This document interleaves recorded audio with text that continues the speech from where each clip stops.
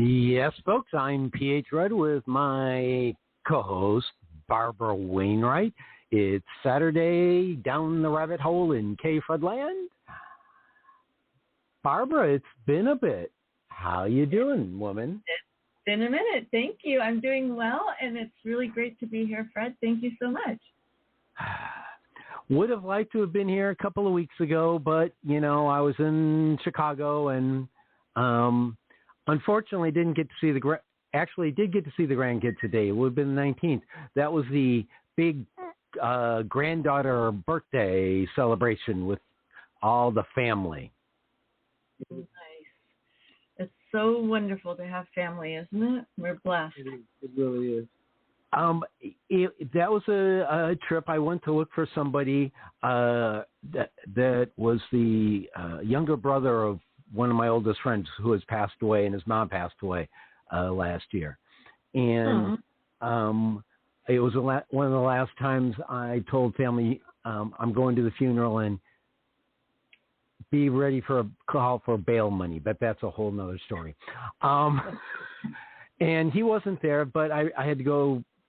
It was a long drive down because I'd been up in Wisconsin meeting my actual oldest friend, longest friend I've got. And so I stopped at the local gas station and sad to find out the facilities were not available. So I went to a local park that I'd grown up playing softball on and learning to play, baseball there. I was able to get to a porta potty there, but it was kind of wild wandering around this baseball park, going through the forest to get back on the railroad tracks like we did as kids. And it was just kind of like touching a piece of myself years ago. Okay. Sorry, I won't talk about to the past. Yeah, without parking your car on somebody's head yet. So, how you been since we last did the show? I've been doing great. I've been marketing my life coach training and certification business and speaking to a lot of amazing people. And, I don't know, I feel so blessed when every time somebody wants to talk about coaching and becoming a coach, they are the most amazing people because they have such big hearts and all they want to do is help other people. So I've been spending a lot of time talking to people about that. Get them to go into government. We could use people who want to help people in government. But sorry, that's my election piece of information. Other than election night, we are going to be doing lots of upgrades to the station because since we don't do political news, nobody will be listening to us at the station. So we're going to do upgrades, folks. So if you're listening, by the way, you can call in at 323-580-5755. That's 323-580-575. And Mr. Dads for Dads, do you have a phone number that people could try to dial into also? We can give it a shot. 724-957-4733. And for those of you who are paying attention, 724-95-KPHRED. Ooh. Working on it. Bring that again. Bring that again, sir. 724-957-4733. Or whoops. 724-95-KPHRED. Gotta love that, folks. We got a KPHRED. All right, so Kat Becker can't make it today. She's doing a vocal event, and so her voice, she's afraid that talking about tortoises and the good, the bad, and the ugly and all the animals, that her voice would go out. So she won't be here. So I'll say let's talk with our friend, Mr. Dads for Dads. He got his, since our last episode, he got his show up and running. So what have you learned, Dads for Dads? if you make an hour show, then people come back and ask for it in 30 minutes. So, we got 4 episodes up. We're trying to make another 2 or 3 today or tomorrow, see what happens. It's one of those things you got to go in and get it up there and then refine the process as you go along. I think the first one, we neither of us want to listen to it again, but you progress, you get better, and then you start to refine it. So it's a good journey. Are you saying you suck at the beginning, but you get better? That's another way of putting it. Yeah. All right, go ahead, Barbara. You get the follow-up question. Oh, okay. So I was really so Dads for Dads. Is that the name of the show now? Well, it was Dads Helping Dads, but we're seeing a bigger picture here. We'd like to be involved in helping more people. And there's a lot of dads out there. Like if you get on the Facebook and you look at the different forums, there's a lot of dads that are just giving up. The system is so hard for them to deal with that they just. And in the last week, I've seen 2 dads say, "Hey, I'm going to quit."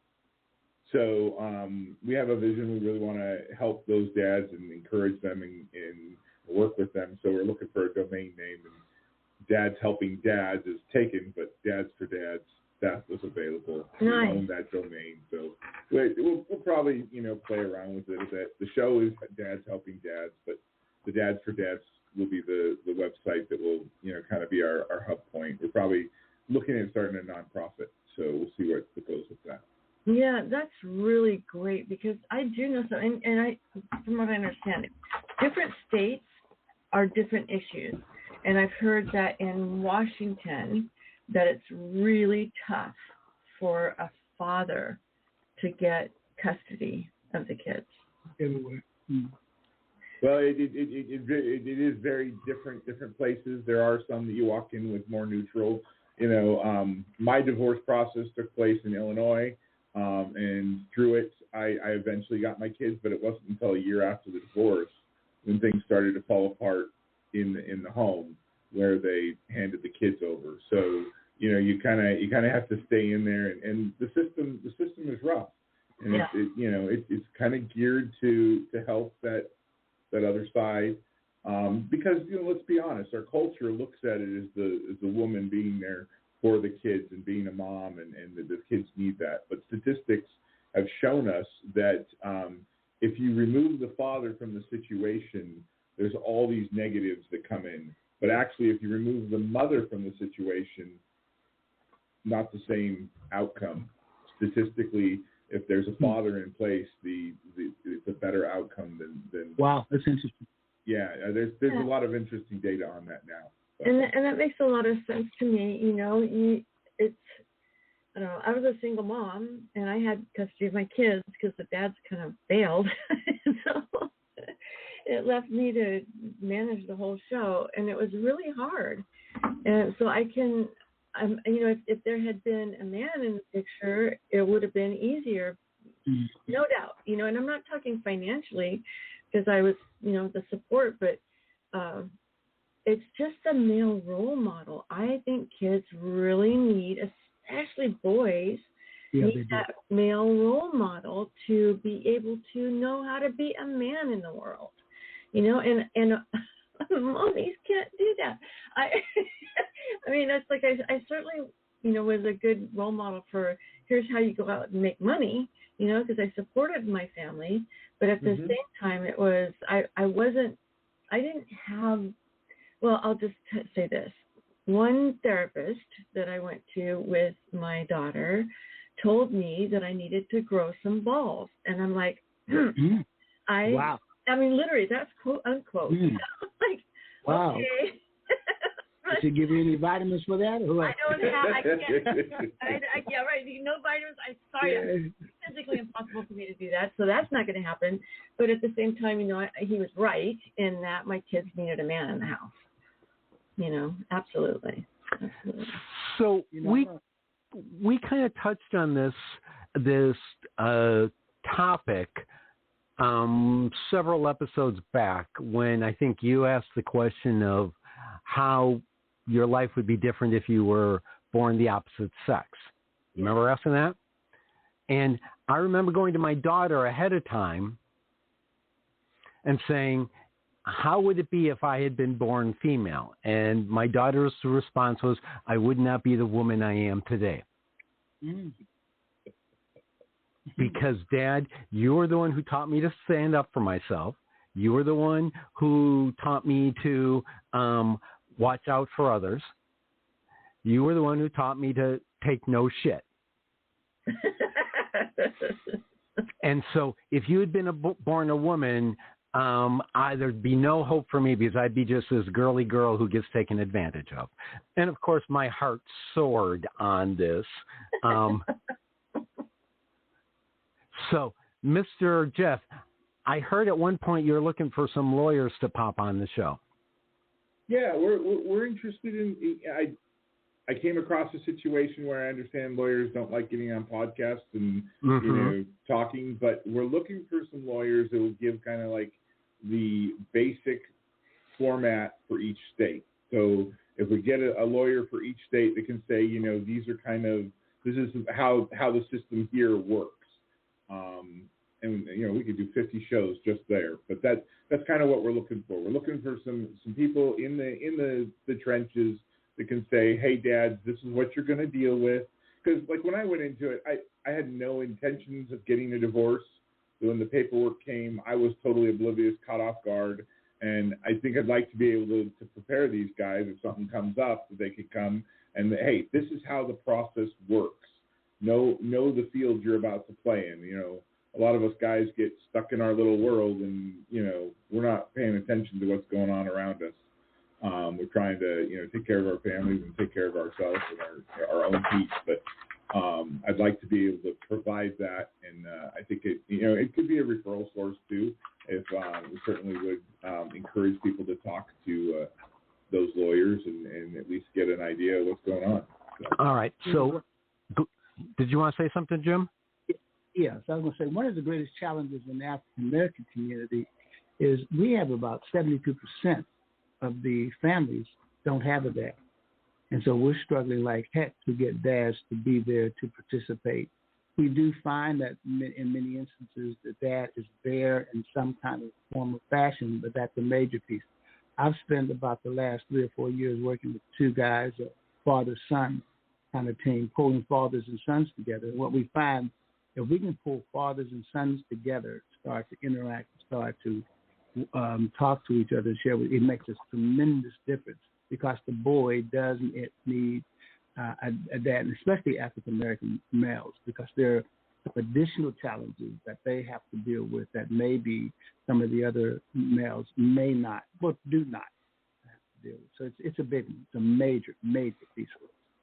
Jim, out in social media, I saw some clips where some young African-American gentlemen were having conversations about that. And I was just really impressed by these young men knowing that the hurdles in their community, knowing what was going on, and they are standing up and talking about it and addressing it. I was like, wow, I wish some of us white guys could figure it out that distinctly. It was really impressive. So that's great. I think there's hope there.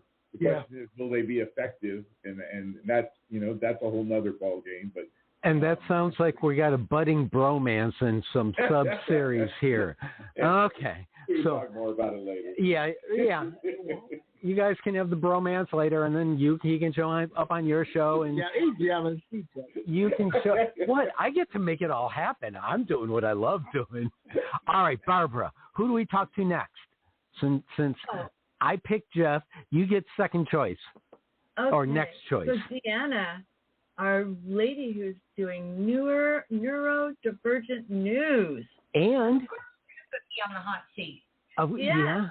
And so here's the cool thing about Deanna is even though she started after Greg Markel's and Chris Pratt, she's catching up with them on a number of episodes and podcasts that are out there. So that's pretty cool.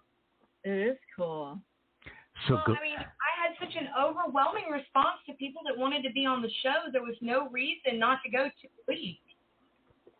Okay, so tell us about the show for our listeners. Though, I mean, obviously, I know somewhat about it, but tell us for our listeners, since thank God they don't exist in my brain. But before you do, you can dial in at 323-580-5755. That's 323-580-5755. That's Blog Talk Radio.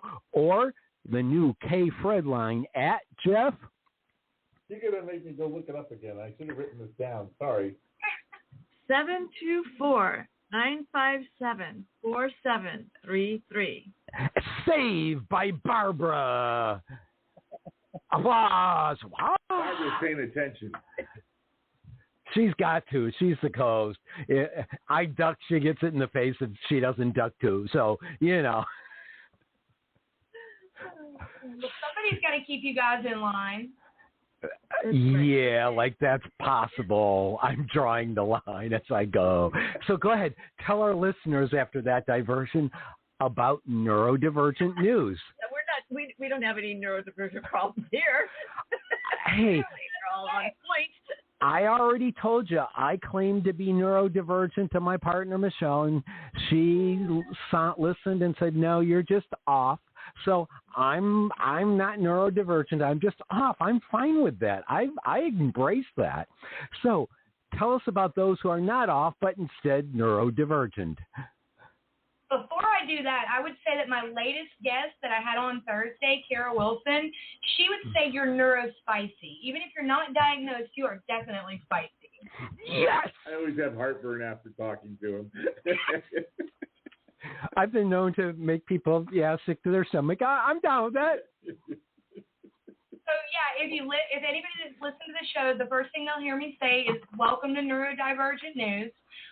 Phred gave us our tagline. It's resources for living in a quote-unquote normal world. But we're really working to redefine what neurodivergent means to the community as a whole. Because a lot of folks out in the neurotypical world see us as damaged. That's a good adjective, I think, because some of them are a lot less kind than that. And we're really not. We're just different. We process a little differently. We think a little differently. We innovate a little differently. But we're no different than you, not really, because we are still human beings. And so we've been really highlighting individual stories. I've got an upcoming episode with a collegiate professor who coaches neurodivergent athletes. Hint, hint, wink, wink, Miss Denise. That contact is coming your way. I've had coaches on. I have had a wonderful young man who he is a current college student battling level 2 autism, and he is a shining light on what people should be doing as far as looking towards the future and understanding that there is hope no matter if you have a diagnosis or not. That's awesome. That's awesome. You know, it's interesting. I don't know if you've ever heard of Daniel Amen, Dr. Daniel Amen. He has Amen's clinics, and he's done thousands of brain scans on neurodivergent people. And because of that, he can look at a brain scan and tell you what your life is like, which is pretty amazing. And anyway, he was also diagnosed as ADHD, and for him, he thought it was such a blessing because he was able to get so many things done. And it sounds weird saying, hey, somebody who's ADHD can get so many things done, but the truth is, they might not be able to hone in and focus on something individually, but they can do so many things and bring end results to so many different things. But he was, he was a guy. Do you know anything about him, Deanna? I do not, but I made a note to look him up. Yeah, you definitely, because he was the innovator for the brain scan. He was the first one that started doing it. He goes, we look at broken bones through an X-ray, but we don't look at the brain. We throw a bunch of different medication at it and hope for the best. But with him actually doing a brain scan and looking at the brain, he could prescribe sometimes medication, but sometimes it's just diet. It's like, depending on the different kinds of nutrition, they could help a person have a normal life. And that's what he said. You know what? We want our patients to have a high quality of life. And if they are experiencing, bipolar symptoms and things like that, the quality of life is not going to be as good as if they are feeling whole and complete within who they are. So he started doing brain scans, and the American Medical Association tried to get him banned from doing that. In fact, I think they did for a while. But in the end, he was able to, he's still going today. He's still getting out there and speaking. He's written a lot of books, and he just was a pioneer that changed a lot of lives for the better by being able to specifically do the brain scan, go, ooh, I see what your problem here is, and then from there prescribe the right medication or the right diet to help that person have a high-quality life. Okay, I got to say something. There are two things that clicked in my mind when I heard the phrase Amon's Clinic. One of them was something about how I am at the other end after having too much neurospicy food. And the other one was, ooh, sounds like you've got somebody for Deanna to interview too. Yeah, Dr. Daniel Amen, he is really amazing, an amazing pioneer, doctor, psychologist, person, author, speaker. He's crazy good. All right, so before we move on to our next victim, show host, what's the most surprising thing you've learned so far, Deanna, in the interviews you've done? How similar all of our stories actually are. No matter what the specific details of the life occurrences is, we feel the same things, we experience the same things, and a lot of times we come to the same conclusions. So we're more alike than we are different? Exactly. Kind of sucks. I know, but hey, it's good news. It means you're never actually alone. Yeah, but it also means like we're all normal, and I like being off. Oh well. Okay, I will tell you this. I have discovered this in my research for the show, is neurotypicals have got us fooled. They have convinced us that they are in the majority and that we are the 1 in 5. And in reality, there are so many different types of divergence that we are the majority, and they're just really good at organizing and structuring and pulling the blindfold on. Power of the people. All right. Well, that's an interesting take, and I'd say organizational skills are a huge part of being able to have an organized life. If you can't organize your belongings, you probably most likely can't organize your life either. And I don't know, there's a lot to be said for that, Deanna. I think you're right. A Californian going for organization. I'm not sure I buy that. Never mind. So let's go to our next person. The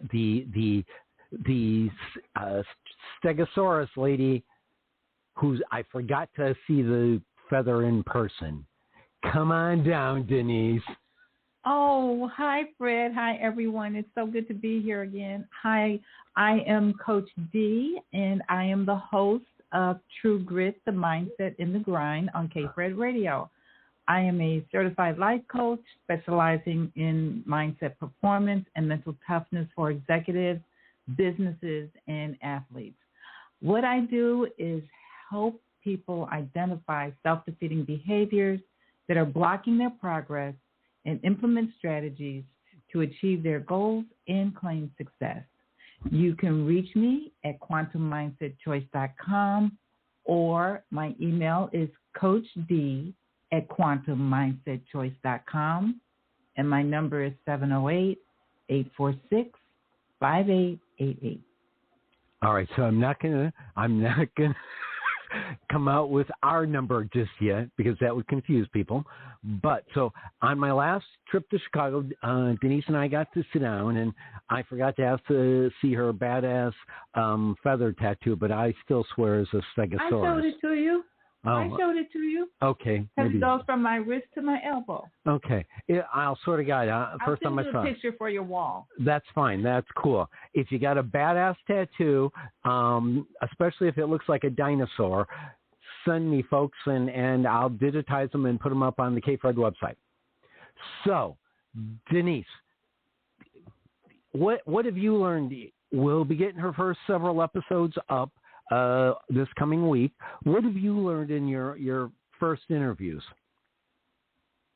I have learned that coaches, athletic coaches, as well as the students going through their changes, and many in Chicago here, many of the coaches that I have worked with do have kids in their groups who are from single family homes. And one of the things that my first interview with is Coach Ken Rogers in Chicago, retired NFL football player from the Miami Dolphins. He started a company when he retired called Fresh Starts Mentoring, Inc.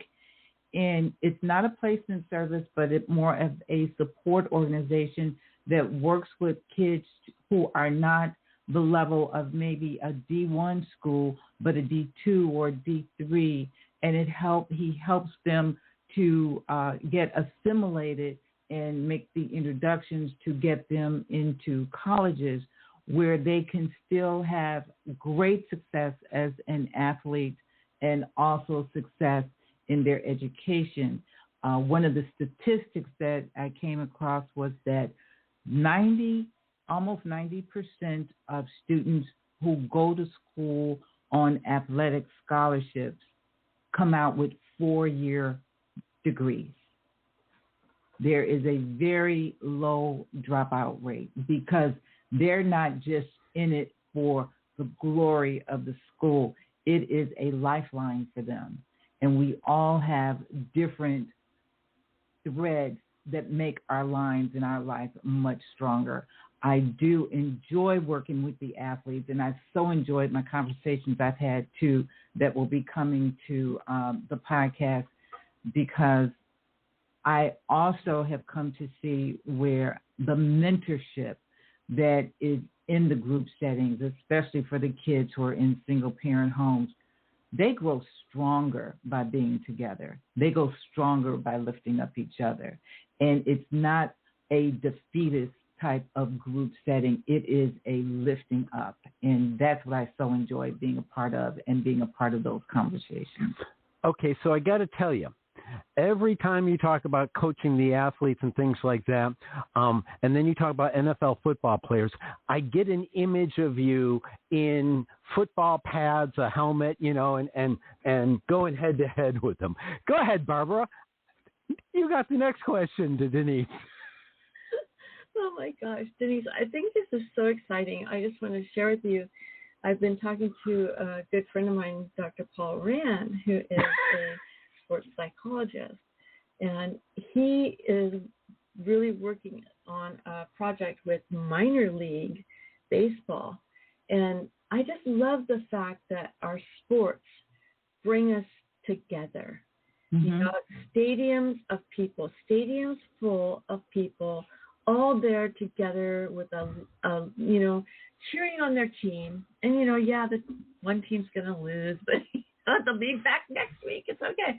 So I just that in mind, when you're working with some of your athletes, how do they manage that? I mean, it must be such a big high being out there on the field, right? I think it comes more with, which is how I got the title of my show, actually from one of my athletes that I've been working with now for a couple of years. It's learning how to set your mind to understand that I can choose whether to give in to the circumstances I'm dealing with whether they're relationships with my girlfriend or an instructor or the pressure from a class, as well as making the cut and making the requirements for what I have to do on the field. And one of the phrases that I get it constantly from the executives as well as the athletes is, I'm just dealing with the grit.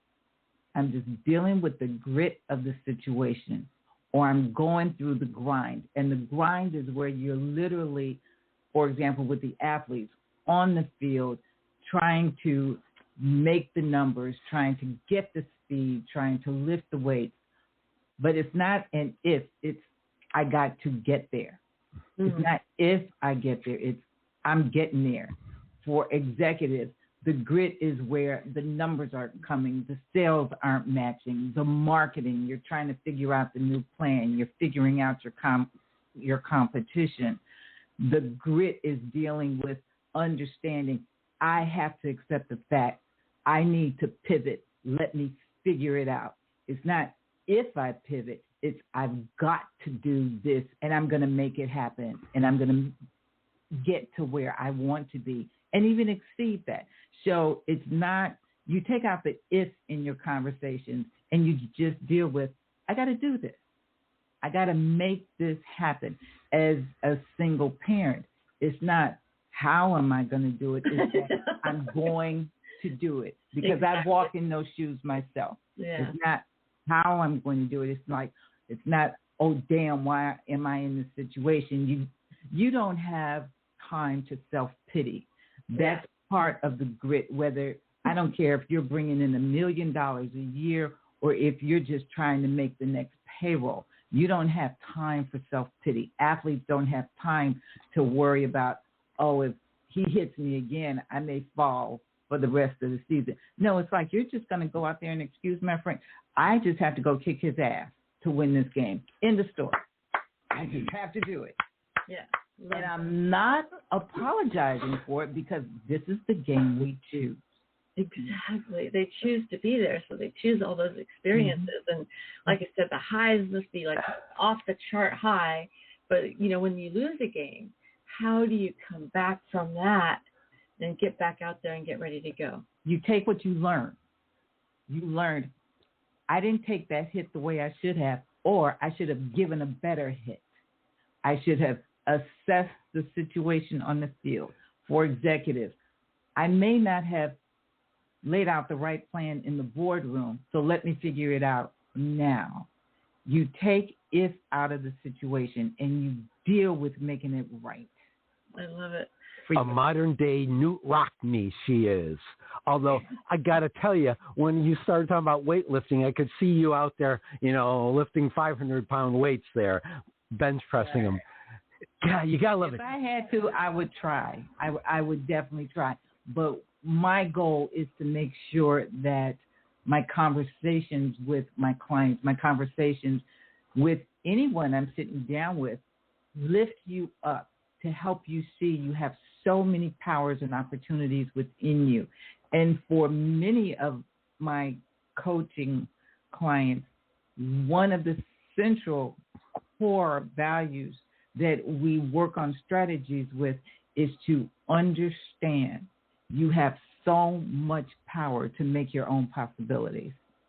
In other words, get up, throw dirt on it, brush yourself off, and go attack. I got it. All right, Barbara. In a nutshell. Exactly, and I'm a nutshell. We already established that in an earlier segment. Barbara, would you like to bring Jim in? Yes, Jim. So, hi. I'm so glad that we have now 4 episodes of A Better World up and out there and in rotation on KPHRED.com. What's been happening with James these last couple of weeks? No, I just love the format that you suggested that we're using, because what it does, it really allows folks to really take a deep dive to understand what this whole better world is all about. And I really appreciate the fact that it's something that I have been doing, teaching diversity and other 20 other training courses that I teach that are people-oriented all my life. And it's something that's relatively new for you being pulled into it. So I think the dynamic is that when the two of us start talking about it, and the method that we're using is that we are reading each and every word in the book, because it took us a long time to put that information together. But now we can really take a deep dive and really start to explore it. And that's where I think the fun comes in, to being able to share with other people. Also the knowledge. I mean, like people being stuck even with DE&I, which folks are struggling with, which is amazing for me, because diversity is a fact. If you go to your family reunion with all your cousins and uncles, guess what you have? You have diversity. A lot of it. Present, ever present everywhere you go. It's not particularly focused on any one population. And then equity says, who does not want to be treated with equity? It's a right. You know, people want to be treated with levels of respect. And then the whole thing of inclusion is a mindset, and it's an attitude to allow people to come in and really start to participate. And I feel that where we are right now, Barbara, is really starting to get people to understand the value and the creation of a better world. And if we can get them to understand that there's something called inclusion intelligence, a new brain science. And the new brain science says this: every time Jim White goes out and meets someone who is different than me, and that's what everybody right, is. Right. And I meet with them with any level of sincerity, and I'm open to dialogue with them, or just say good morning, good afternoon. Guess what happens to me? I become more intelligent, and it impacts the IQ. So now we're hit here again, dealing with the scientists that are out there, with the doctors that are out there, with the PhDs. We're studying the stuff that says it is in our best interest as a people to be able to get to know the other people who are around you. And getting to know them doesn't mean that we're going to hang out and invite you to the baby shower or to the fish fry. Oh, please. Fish fry, yes. Baby shower, no. Baby shower, no. Fish fry depends on the fish and who's cooking. Okay, we can work that. And so that's the whole piece. And it's in our best interest. And when that happens, with any degree of respect, with any degree of equity, good things always take place. And if nothing else, I learned that I just don't have anything in common with that person, and I probably ought not to. And it's okay, but I don't have to do anything to them. They don't have to do anything to me. But we just go on doing the things that we do. So that's what I'm excited about, you know, in addition to all the other stuff that I teach. But I love the better world. Yes. Here's what I believe. I believe that we're all human beings. We've been through this before on the show, and our total listening audience is not necessarily all human. I think there are some AIs listening, as well as definite alien races. So you can't say we're all human. I want to get to know those aliens myself. Hook me up. Let me sit with them on the spot. I think they're still studying us. We'll see what happens, but we have established that in past episodes. This station does not exclude artificial intelligences or non-human races from our listening audience. So okay, we must be inclusive. Didn't you hear? You're violating that term by saying we're all human. We're not. We got to be inclusive there. We're all entities, right? Exactly. Not all intelligent, but we are all entities. You know, okay, so of all entities I've ever met, Phred, you are one of the most unique, okay? Success! And the crowd goes wild. Oh, my gosh. All right. Well, I'm really excited about being able to co-host on A Better World. I have uplifting humanity, and obviously that comes with the coaching. I think coaching is such a powerful catalyst for helping people to go inside and find out what it is that they really want to do, and then start taking steps to make it happen. And I think a better world and that discussion and learning about that kind of stuff is really, really important. And I love it. I love it. I love talking about people and bringing people together and getting to know people and understanding, our differences, which are what make us unique and beautiful. And I don't know. I love life. I love people. All right. The world turn, and I think the critical piece is uplifting humanity. We're working to do nothing but good, but making things work. And making things work doesn't mean it's going to work your way or your way or your. Even when you were talking about the whole piece around the brain. The brain is the same thing, but there's some commonalities in there, but there's some things that make each and every one of us somewhat unique. I'm a driver, you're an expressive, I'm an analytical, somebody else is an amiable, but that doesn't mean we can't all just get along. The Rodney King moment there. Yes! So I love the uplifting humanity part because for me, it's become making people smile. And I flew back from Chicago to California on Monday, and and I was wearing my N95 mask because after catching something twice on airplanes, I do, and I thought I was going to a specific Halloween party, and so I pulled out of the Chicago storage locker my Batman face mask, and as I thought about it, I thought, what the hey? And so all through O'Hare Airport, I was in an N95 mask and my Batman mask. And it was quite curious, and it made me smile a whole lot on the number of people that would see me and smile. And then there are those that kept looking at me, and they didn't want to quite smile, but they did, or they wouldn't. And for a while, I had my reader glasses on, which transformed me not to Batman, but Bat Grandpa. And the best part of it was when I'm going through the LA airport, going from one terminal to the next, there's a area of chairs in between where a whole lot of people who go to gates wait there to know what wheelchairs would push the wheelchairs past. And as I walked past them, I heard them chuckling. Somebody goes, Batman! And I turned back, looked at them. They couldn't tell how big I was grinning underneath the N95 mask, but I looked and I said, Bat Grandpa! And man, all of them broke up laughing.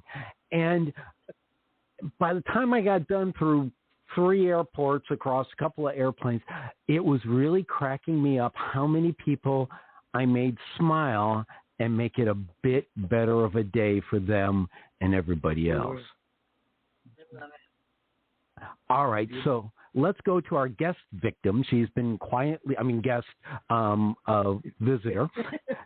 She's been quietly waiting, and after we talk with her, we'll go with Barbara's question of the day. Ooh. Okay. So, Catherine Wilking, come on down. How can you feng shui our day? Great question. Yeah, I've been a feng shui consultant since 1998. Well, that was when I first got introduced to feng shui. And you know what? If you just want to cut to the chase here, here's my mission right now, is that there is so much negativity in the world. There's so many influences that can pull us down, that there's many people that are operating on a very low frequency right now, and it's comfortable. We're not just talking about self-esteem and confidence and having enough money, but the constant news feeds and the constant little jabs and the headlines and waiting in line and not have proper service. All these little things here will weigh us down. And you know what? We're at a different frequency here. If you're down in the lower frequency, it's not that it's good or bad. We're not going to judge here. This is just the way it is. But if you get comfortable down in that frequency, you're going to stay there. And in order to thrive, we're going to have to pull up, just put little pins on it, just pull up a little bit to get a little bit higher. When you've got a higher frequency and you're operating at that level, you can certainly, live life and prosper, let's face it, but you could also help other people much better, whether you're a parent grandparent, you're managing a company, or for me, I just want to save the world. I really, really do. And I think that everybody needs feng shui in their day in order to keep pulling those good vibrations up. Taming the chaos in your house is one big thing that you can do to raise that bar. And if you've ever, I don't like cleaning either, but if you've ever cleaned up the kitchen and it's sparkling, I really like it this way. All the clothes are clean, all the dishes are clean, and such.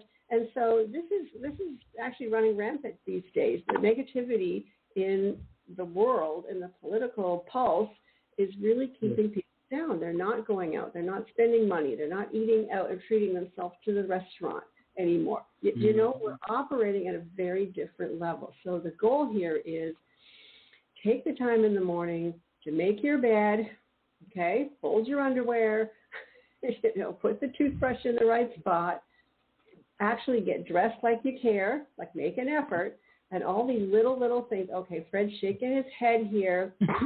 Okay, cue the eye roll, and you'll be able to start your day a lot better. Now, we've talked a little bit about smiling makes the day work. Right? We talked about that. Throw a party. When you get a couple of your friends together, the energy combines now. We're going to raise that bar. And you feel better when you see your friends, right? Misery loves company, but we don't want to stay there. We can have a bad day, but let's keep moving that up. Now we're going to go back. Do you know why making your bed is an important thing to do, Phred? Because the Admiral said, if you can't get your bed made right before you leave the house, then how are you going to do anything else? Close. Very close. Okay. Basically, with the sergeants, yes, they have to make their bed in the armed forces. No doubt about it. But what it does, you can check that off, that there is some sense of order in your life right now. That's the first win of the day. Okay? So what's interesting, when we went to COVID, there was a lot of people, I used to get into a lot of people's homes all the time until COVID had, and then they're all scared. They didn't want me to come over or something. But I found that the population, again, was lying in a very low frequency.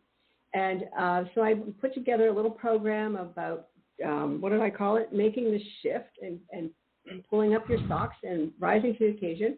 And one of the first things that I had them do is fold their underwear. And now you can laugh. And I had a girlfriend that said, Kath, are you kidding? I've never folded my underwear in 60 years. I'm not going to do this right now. And I said, seriously, girl, if you take the time to fold your underwear and set it in the pile and set it in a drawer, and then the T-shirts are next, and your makeup is next, and your clothes are sorted. I think we talked a little bit before the show here. You can begin your day with some sense of order and not that mind chatter, that chaos that goes, where is this stuff?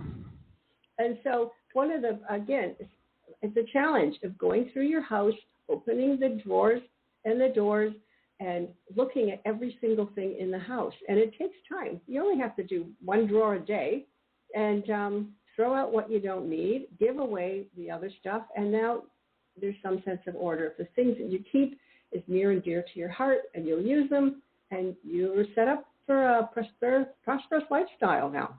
All right, so there's a whole lot to unpack there, but I heard three things, and I'm going to mention those. Okay. I'm going to turn it over to Barbara. You talked about feeling a bit higher in the morning, and that sounded like every Californian in the cannabis market I know.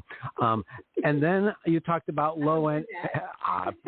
We're in California here. It smells of it here, and it ain't skunk. The other thing I thought about is low vibrational people in the morning. I find massive injections of coffee really help that, as you can tell.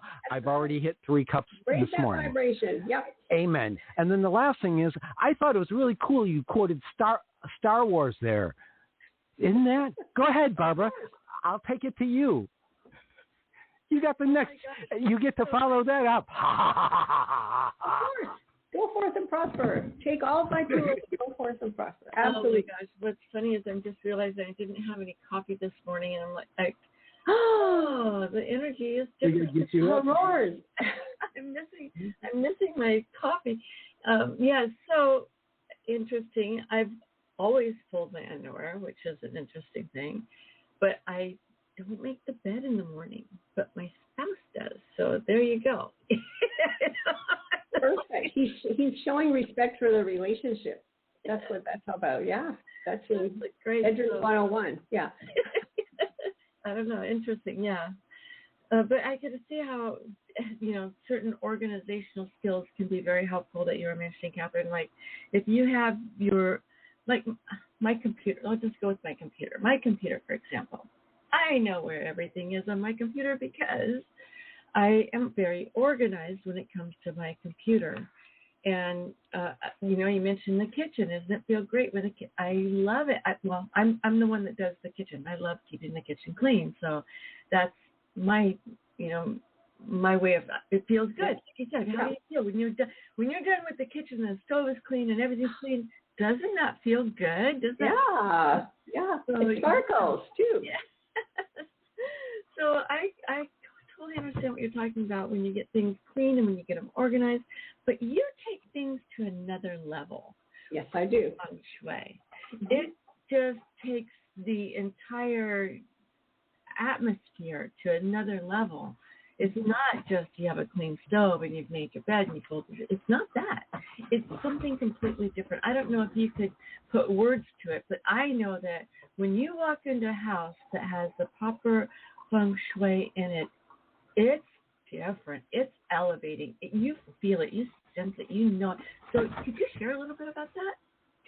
For sure. And I just love that you're a Feng Shui fan. And I just met you this morning, so that's pretty cool. So how I explain things, again, we talked about different schools. The school that I work with is BTB, and it's interior Feng Shui. And I describe it to people in layers. So the first layer of Feng Shui is basically function and flow. Can you get to the stove? Can you get to the couch? Can you get to are you tripping over things? Can you reach things? And that looks after your clutter as well too on a very mundane level. And so most people think that Feng Shui is all about, cleaning out your drawers, putting some flowers out and we're good. But there's another layer that shows up. The second layer is very, very visual. We are visual people and we get bombarded by visual things wherever we go, even public transit, even at the grocery store. Yeah. There's constantly ads coming up, interrupting our business, our phone calls, a whole shoot caboodle. In fact, I have a webinar out on what's on your walls. It's very, very cool. And it talks about colors and shapes and images that are going to affect your days. And so if you're sitting at your desk for most of the day and you have an image that isn't going to support you, that's another topic, of course, this is going to affect your mood and your productivity and your relationship and your business. So you got to choose these things properly. So that's the second level, is the visual impact of what is it? Are you looking at the garbage when you're eating, a pile of garbage when you're eating dinner? Can that help? Probably not. What's worse, somebody puts a mirror there. So now you're mirroring, you got two cans of garbage and you're trying to have your dinner. I do a lot of organizing for people so these, things don't happen. And then the third layer of Feng Shui is going into all the things that you can't see. That's the woo-woo part.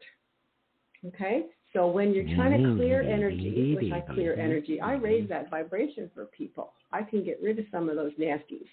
Okay? If you're bringing stuff home from the Goodwill, I love Goodwill. I'm glad that they do that. But some things come in with a predecessor chi. All right? They come with a history, particularly furniture and musical instruments. They come with a history. And sometimes you have to clear that energy. It's hard to explain, like just here on the radio too, but you've got to work that. If you buy clothing at the Goodwill, you can just throw it in the washing machine. And all of a sudden it's brand spanking new again. And you've cleared that already. But you can't put a couch in the washing machine. You can. It's just got to be a real big. Paintings are a big deal too. So having said that, this is the type of layers that we're working about in Feng Shui. So it's not a textbook. It's not a checklist. There are choices. What do you need personally to thrive in this world? Do you respond to colors, shapes? Look at the image behind you is of Colorado or somewhere out Midwest. Yes. That's obviously important for you, and it feels good, and then you've chosen that. Yes, So that's exactly why I chose it. You know, somebody else would not like to do that. Somebody else is reflecting on their business. Somebody else has got their grandkids up here. You know, these are important things, and you can make those choices, and they make you feel good. So go for it. Because you too can have a feng shui day every single day. Now, I just want to clarify one thing. You said chi, C-H-I, and not cheese, C-H-E-E-S-E. Because I could see, like, you know, people getting used cheese just doesn't, never mind. Okay. So the chi is using chi energy, and in another language it's QI. Yeah, well, you eat bad cheese and you'll have a whole lot of energy. On my site, KatherineWilkins.com, you can pick up a flyer that says 10 ways to raise the chi energy in your space. So any listeners, anybody sitting here, call in here, KatherineWilkins.com. I'll put you'll be in the show notes there. You can pick up your copy of 10 Ways to Raise the Chi Energy in Your Space. And sometimes it's just really easy stuff. In fact, the first one is to open your windows. You know what? Just open your window. Inhale. Have you ever done that? Some people, I've been in houses that people don't even open their windows, like for 20 years. Okay? Open that window. Inhale. See that zest, that je ne sais quoi that's right there. That's chi energy. And you want to bring that all through your house. Okay, all through your house. Open the doors and windows when you change your sheets or clean your desk or something. Just, even when it's 10 below, I open the windows and blast the house. And my husband just kind of puts up with me. But you know what? What a rush. What a rush. Anyway, see, we're all kind of weird, Phred. I'm fine with that. All right, so time to talk about the question of the day. Kat Becker, like I said earlier, couldn't be here, and it was her duty. She gets the next question. So okay. Barbara popped in with the question, and you know, my initial response to it was I learn from everybody I meet and listen to, and they've all got a completely different perspective than I do. So because everyone has a different perspective than you, Phred, because you're unique. Exactly. So if I'm already unique, everybody's got a different perspective, and I can learn from everybody. And I do try to, other than those who really annoy the crap out of me and make me want to go John Wick. But we won't go there. So my original response was like, that's kind of like woo-woo, California. And then when I accepted the fact that, well, many people, as we've learned earlier from Deanna, do view us all the same, which, I don't know, is kind of boring. But go ahead with so that's where we got to the question of the day that I have not modified to make it more South Chicago, where I was during my trip. So go ahead. Go ahead and ask the question of our panel of, I don't know, differentness or uniqueness or all the sameness. Neurodivergent special people. Okay, so the question is, what's a lesson that you learned from someone who held a completely different perspective from your own? So let's go with James first. And he's muted, folks. That's why you don't hear him. A question that I've learned from someone who is completely different than me. Well, no, a lesson. What is something that you learned from someone who held a completely different perspective than yours? So it was like eye-opening. I was like, oh my, wow, I never thought of it that way, or something like that. That's a really good question. It requires a little thought, but it does. I think probably the lesson that I've learned is negativity is not healthy under any circumstance, no matter what it is, no matter where it is, no matter how it happens, no matter who it comes from. And I can still ask a challenging question, but I don't have to be negative about it. I guess the piece would be curious. I'd have to be, if I'm curious about it, then that's healthy. Yes. And so that would be, and I could say what needs to be said where some people just negative about things. So that would probably be a takeaway from that curiosity. All right. I have been a follow-up. So is fear a negative thing? No, not to me. Fear is a survival mechanism that allows you to continue to grow as long as you don't allow it to paralyze you. If you allow it to paralyze you, then it's a negative. If you look at it and say there's some data or information about something out there that what was it about me that caused me to have fear about that stimulus, whatever it was. And so it allows me to get inside of me to begin to understand why it's fear. So I agree with everything you said, although I got to say, when it's running away from the big, nasty, mean dog, the big fear is not about being inside of me. It's more about being inside of him. Right, exactly. And you ask yourself, why did I walk down this street anyway when I heard that dog barking? Exactly. The moment of self-reflection, and then move your tail in. Yes. Exactly. I love it. Safety. That's what dogs do. Exactly. No, and that's if you'd said fear was a negative thing, sometimes I think I am more motivated by fear of some things to improve, fear of failure, fear of big dogs, and that helps me improve in that, I don't walk out in front of down bad streets and places and, get eaten by dogs. Go ahead, Barbara. I know you got something to say. I can see the little smile. No, I'm interested to hear Denise's, what Denise learned from somebody that held a completely different perspective than her own. I will share that in my conversations with someone who held a completely different perspective than my own, that I was more willing to listen than the other person.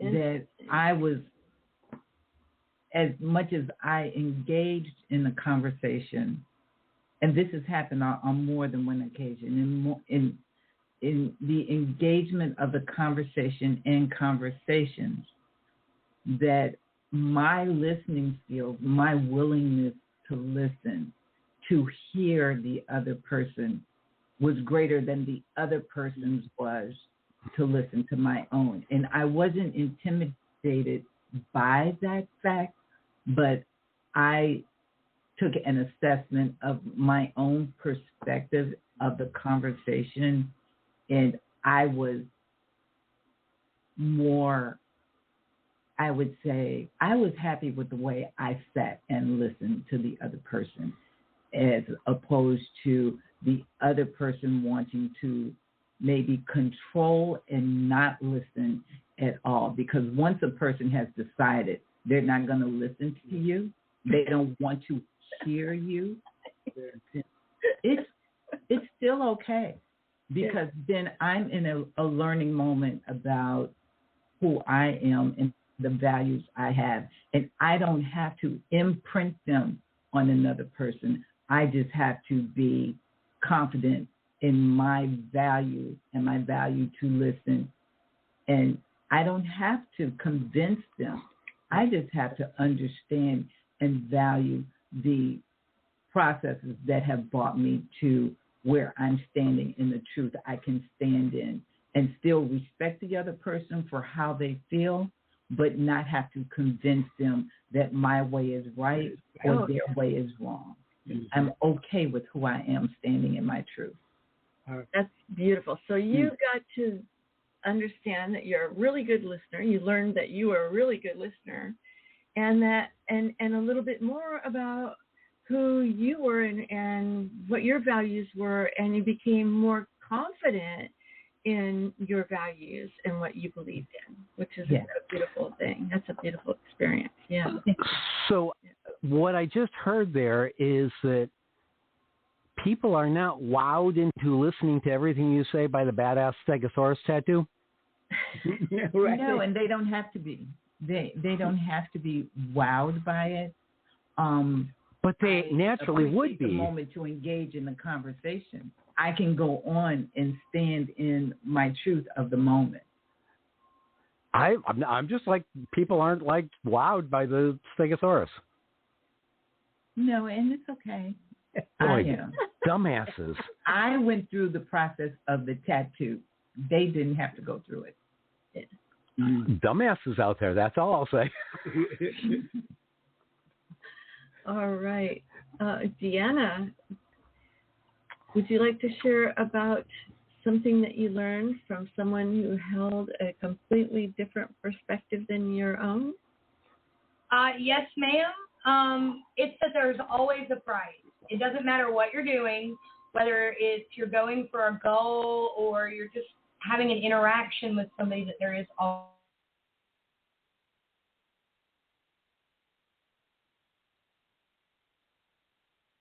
would say.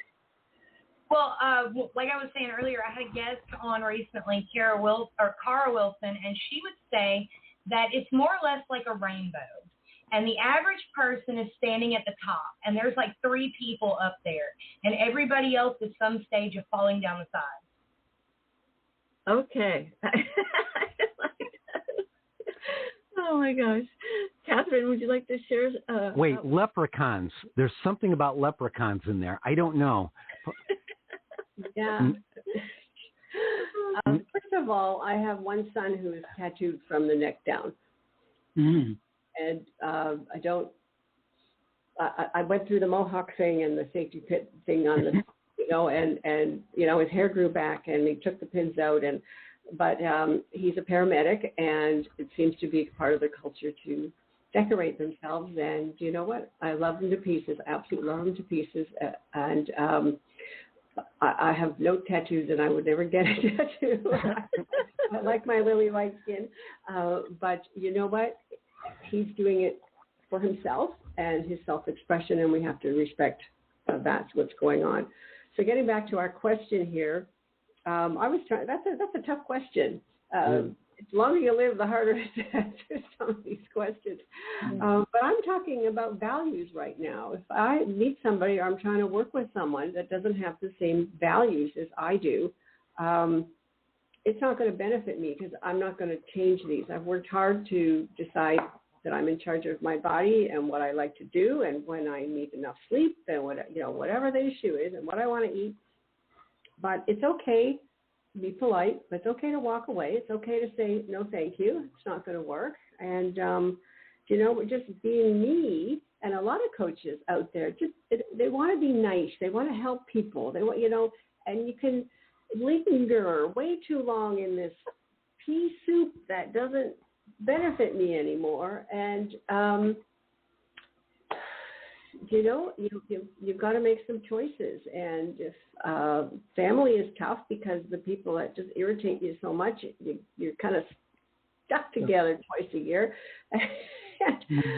So some of these values, or some of these things that they want to do or don't approve what I'm doing, there's another one. It goes both ways. But being respectful and knowing when to say, gotta go, is really, really important. So that's how you handle it. I'll give you 10 minutes, and I don't say that. Look at the watch and see you later. Mm-hmm. So go for it. Great question. Yeah, protecting your energy field. I think that's really important. It's making sure that protect your energy field. If you are walk into a room or an environment where it doesn't feel good, turn around and walk out. Mm-hmm. I mean, even if it's if it's your family and it's uncomfortable, you don't have to stay because it's your family.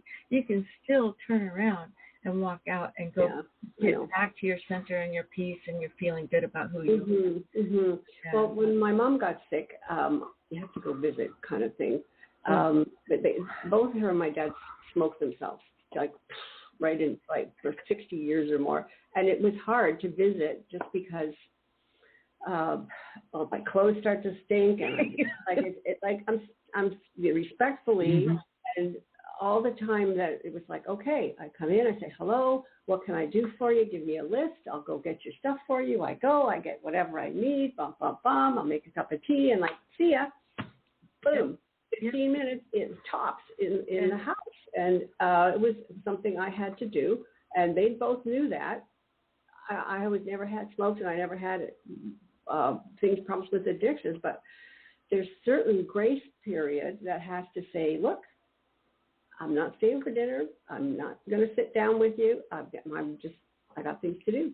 And there's boundaries. Boundaries are good. It's charging space. So that's a true story. And with all due respect, people have illnesses, and you know what? We can't fix all the world, but you can certainly protect yourself, respect, and move on.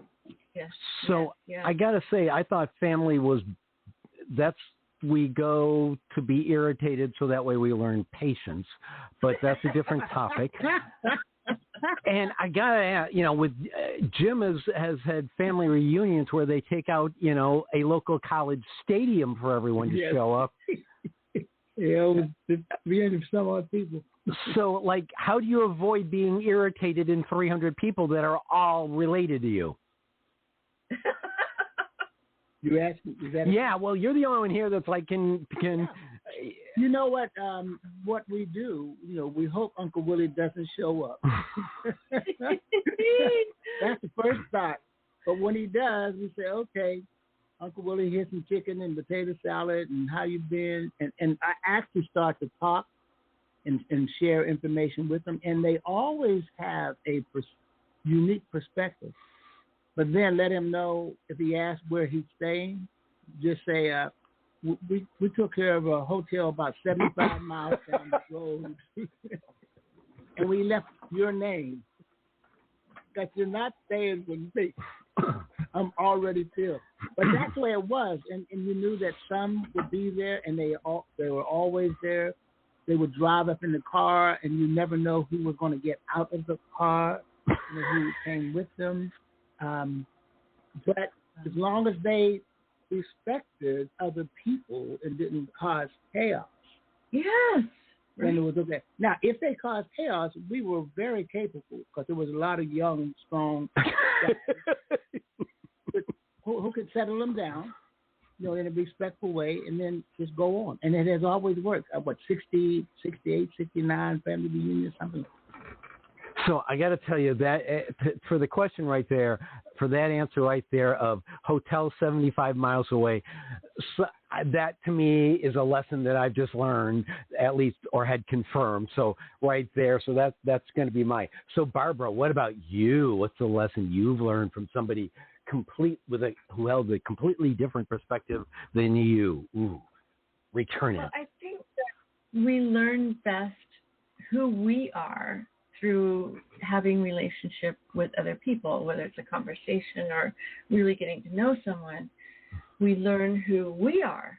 So I think some of the things I've learned is I'm not very judgmental. I know that I'll be in conversation with some people, and they'll be saying a lot of things that are very judgmental, and I just wow, that surprises me. So I'm not a very judgmental person, which means I am in acceptance. I love people. I'm in acceptance of who they are for themselves. And just like Catherine was sharing about her son who's tattooed from the neck down, that's the culture today for young men. It's to cover their body, an expression of art. And it's it's a huge thing, that it's oh, what are you going to get next? What kind of tattoo? So I think that being in acceptance and understanding that, some people can be judgmental. Some people can be very, hang on to a grudge. Okay, so people can hang on to a grudge, and I don't do that. So I feel like I learn more about who I am by listening and interfacing with people that have a much different perspective than I do. So I'm kind of like, I'm on the same page with Denise there, who said, she learned that she's a really good listener. I know that about myself too. I'm a very good listener as well. So I heard from Denise, be like Judge Judy. You got 2 ears. You need to listen twice as much as you speak. But I got to tell you, between yours and James' idea of parking him 75 miles out is very, very polite, familiar, but also says, stay the hell out of my way. And to me, I like that. That just kind of, fits. It fits. Yeah. Oh, God. Yeah. All right. Before I ask everybody what events they got coming up, anybody want to chime in? Any last comments that either Barbara or I have on this topic spurred or inspired or revolted? All right. Since no one opened their mouth, James, what do people need to be aware of about you over the next week or till the next show? Because you will be a guest. Actually, before I'll open my mouth, the next KPHRED Prime Live show in 2 weeks is all of our guests will be veterans, and you'll be one of them. The topic, I'm going to warn everybody to, because I find if you startle military folks, they don't often react well. I don't know, that whole war thing. The next topic is going to be, why would I want to join the military today?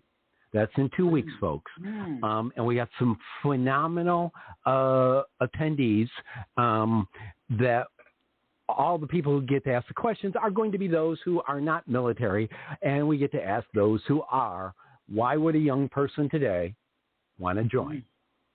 So, what's coming up in the next 2 weeks, James? James. For me, I am really doing a lot of prospecting. I'm trying to really coaching as a product and not as just a part of doing communications or emotional intelligence or empowerment or what have you.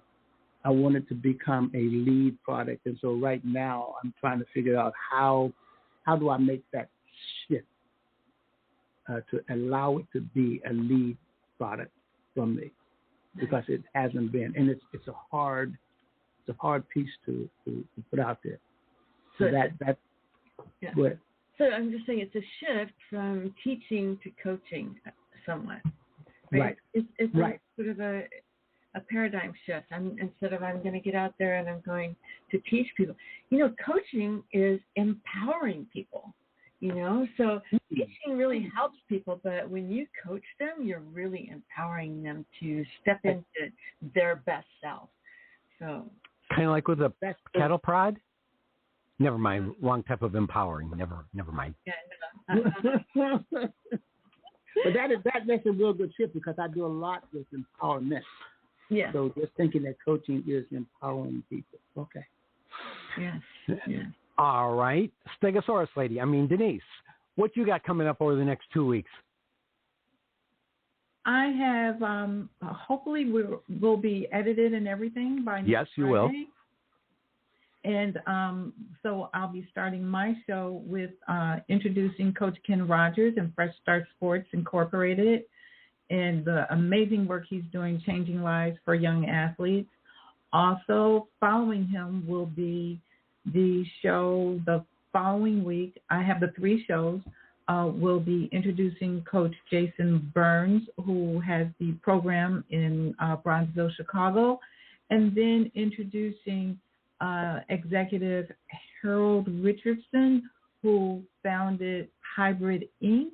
and had some amazing success as an executive, and his story going through the grit and how success has been transformed after he has made it through the grind. But he doesn't consider that he's out of the grind. He's still in it. He'll never be out of it. So with the question of today of perspective, somebody different perspective. Denise, I got to give her kudos. She's done something that almost nobody ever does unless they've got a certain pedigree, and she's actually cracked NFL folk without being, unless you want to believe she, in an earlier life she was out playing in the NFL, but she's actually been able to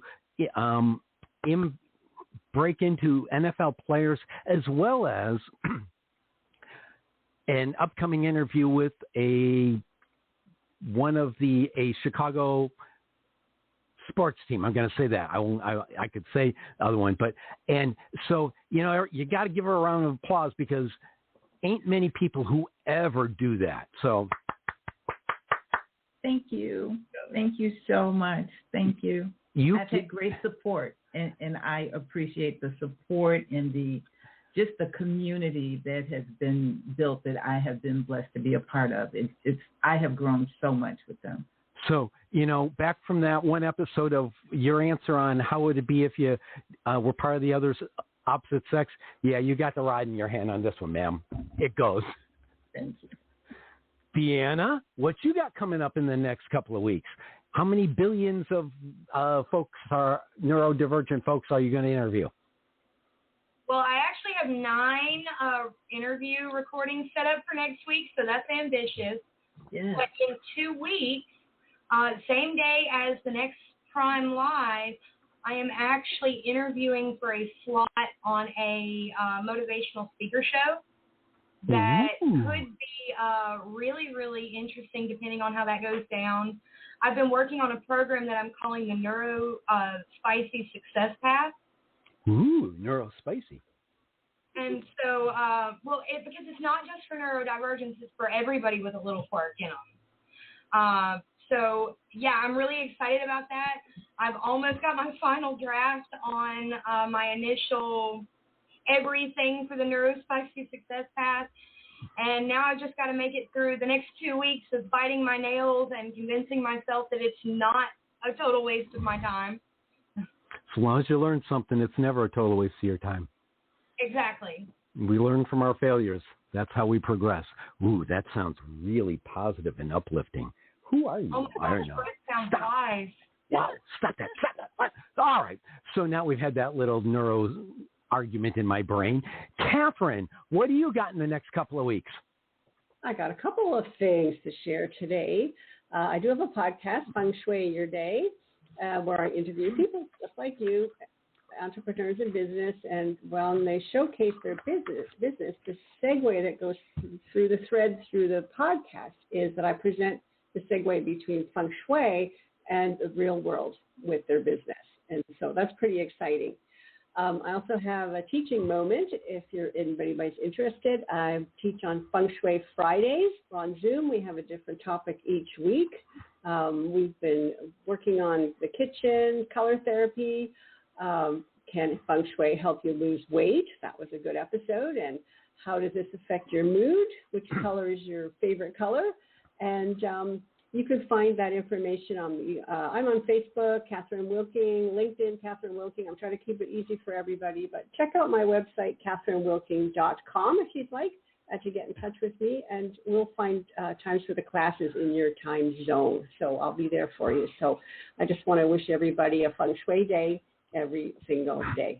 All right. So as you're talking and I'm thinking about the ancient Chinese art of Feng Shui, my brain goes to another ancient Chinese art of Kung Fu. So how many steps from Feng Shui is Kung Fu? Great question. I think that the parallel to what you're talking about, because Kung Fu's got a physical thing, Tai Chi would be what you're talking about. I grew up watching David Carradine and Kung Fu. Have you ever taken Tai Chi? No. Tai Chi, and I'm in another class here, but it's a gentle art movement, breathing, a little bit of Qigong, and eventually when you learn the pattern, every single muscle in your body will have been moved and shifted, and the blood will be able to flow, you'll be able to breathe, you're calm, and you can get on with the rest of your day. So All right, so I get that, but Tai Chi didn't have a TV show with David Carradine going across the West. No, they didn't. Maybe karate chopping. Maybe you should call me. And I did actually take Taekwondo in college, and I still remember getting kicked in the groin without a cup by a female sparring fighter. That's your fault. It was. I didn't duck quick enough. Should have. Did after that. But it was totally my fault, although she wasn't supposed to kick there because that's what the teacher said. But, oh, well, my fault, the whole thing, and I'm the one who bore the pain. Wisdom from the pain. All right, Barbara, what you got in the next couple of weeks? Oh, my gosh. Well, I will be teaching a class coming up, becoming a certified professional coach using my step-by-step system of coaching that has proven to work. I'm excited about that. I love teaching this class and getting to meet people and know them and know what their hearts and what the difference that they want to make in the world. So that's what I'm focused on. Excellent. All right. Any final thoughts you'd like to end the show with, Barbara? I hope that everyone listening has had a laugh and that they maybe have learned something and that we've been uplifting in some way, one way or another, and that they have a beautiful rest of their day. That would be it. All right, so all of that I was really grooving on until you said beautiful day. I mean, you just ruined it there for me. I mean, beautiful. I could have gone with productive, educational, but beautiful? That's too California-y. Ooh. I got to go. Oh, I almost said something. They'd be listening to. Good thing I didn't. Caught myself there from family issues. All right, folks, we'll be back with another trip down the rabbit hole in a couple of weeks, but we'll be taking some veterans with us. Ooh. Right. Nice meeting you all. And we'll be back in 2 weeks as we Thank go you, out. Vinny.